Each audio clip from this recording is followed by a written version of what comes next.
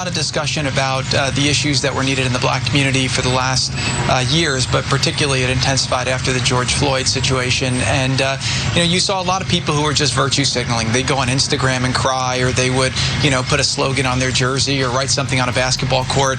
And quite frankly, that was doing more to polarize the country than it was to bring people forward. You solve problems with solutions. Trump's son-in-law and fellow Nepo baby, Jared Kushner, gives us his soulful thoughts. I want her family to know, and I want the state of Kentucky to know that we feel for it and we want justice. Of course, Kushner cannot relate to a LeBron James who preaches on the state of America. The past 4 months have shed a light on the ongoing racial injustices facing our African American community. Citizens around the country have used their voices and platforms to speak out against these wrongdoings. We encourage all citizens to educate themselves, take peaceful and responsible action, and remember to vote on November 3rd. And when NBA players said enough is enough when it comes to police brutality, in unison boycotting their games to make their voices heard. Look, I think that the NBA players are very fortunate that they have the financial position where they're able to take a night off from work without having to have the consequences to themselves financially. So they have that luxury, which is great. This was Kushner's rebuttal. What insincere leadership from a person born an inch from home plate. The number one job in America, the point of person, is someone who doesn't understand the people. But how much does he really not understand the people? Have you ever seen him say or do anything that you would describe as racist or bigoted? So the answer is no, absolutely not. You can't not be a racist for 69 years, then run for president and be a racist. And what I'll say is that when a lot of the Democrats call the president a racist, I think they're doing a disservice to people who suffer because of real racism in this country. Was birtherism racist? Look, I wasn't really involved in that. I know you weren't. Mm-hmm. Was it racist? Like I said, I wasn't involved in that. I know you weren't. Mm-hmm. Was it racist? Look, I know who the president is, and I have not seen anything in him that is racist. So again, I was not involved in that. Did you wish he didn't do that? Like I said, I was not involved in that. That was a long time ago. Absolute idiot this dude is. Can't even try and defend. Look, I think with the NBA, there's a lot of activism, and I think that they've put a lot of slogans out, but I think that what we need to do is turn that from slogans and signals to actual action that's going to solve the problem. Again, how is he so bad at this? Despite the overwhelming plea for change, there has been no action. So our focus today cannot be on basketball. We are calling for justice for Jacob Blake and demand the officers be held accountable.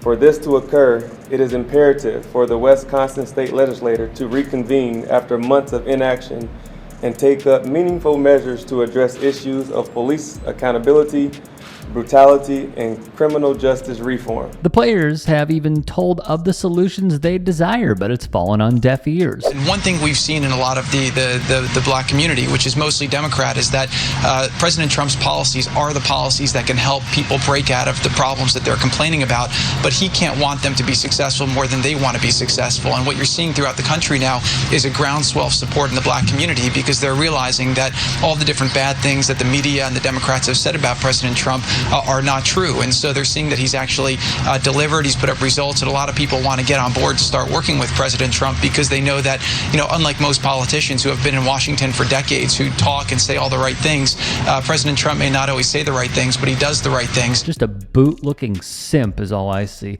Like this administration has ever cared about the people. They use their time in office as a slush fund. Amen to LeBron's words here, because over time he's been proven right. The other issue that often gets brought up in this conversation is that he campaigned on banning Muslims.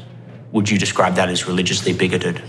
Look, I think that the president did his campaign the way he did his campaign. He did, and I think. But you wish he didn't. Do you wish he didn't make that speech? I think he's here today, and I think he's doing a lot of great things for the country. Any comment on the travel ban in the United States? I think it's bull. I think it's absolute bull. You write movingly about your father's experience and that he was arrested and he ultimately went to jail for 2 years. Is that a concern in your family that you've married into right now about your father-in-law?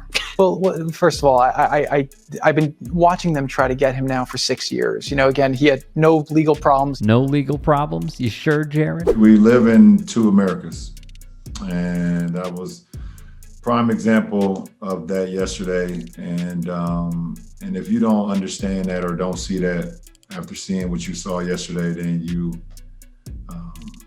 really need to take a step back, not even just one step, maybe 4 or 5 or even 10 steps backwards, and ask yourself, how do you want your kids, or how do you want your grandkids? How do we want America to be viewed as? How do we want to live, in this beautiful country? Why would you send Jared Kushner to the Middle East when you have Rex Tillerson and Mike Pompeo as Secretaries of State? 2 incredibly accomplished men. You send him. Why? We found out the answer 6 months after he left office. $2 billion from the Saudis to Jared Kushner and Ivanka Trump. $2 billion. Shockingly, take it from former Trump confidant Chris Christie to spill the tea. In addition, sitting with Jared and sitting with Josh and finding out other pieces of information, I was like, wow, these guys might have really been holding Trump back. What is it? His work in Israel or his work in Palestine? What is this? You know where he made these peace treaties? Where was that? Do you know the facts on this right here? So I'm like... I think that was between Israel and some of the Arab nations.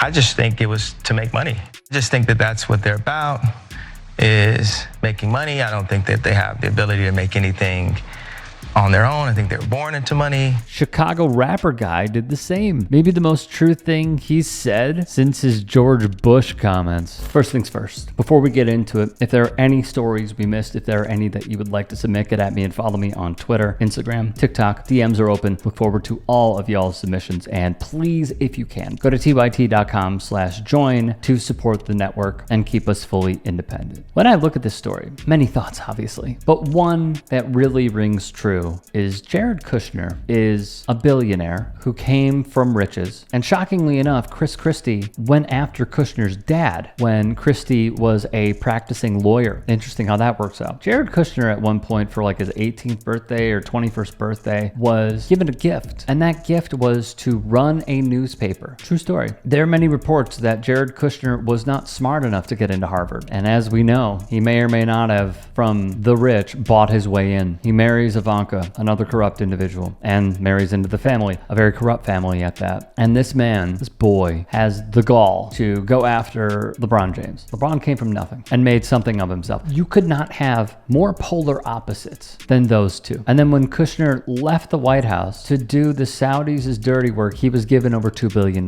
This is public corruption out in the open in government when they are supposed to serve us. We put them in positions to serve us. And what I find to be most deterring internally is that people vote for this and put them in those positions, and they are totally fine with being screwed over. They are totally fine with allowing someone like a Jared Kushner or a Steve Mnuchin to get millions and or billions of dollars while they are in office. And by the way, this goes for the Pelosi's of the world too. Why is she worth over $100 million when she's in government? That doesn't make sense. It'll never make sense. But for Kushner, all I can think of is, if there's another term, how much more are they going to make in order to just dog whistle to the audience that'll vote for them?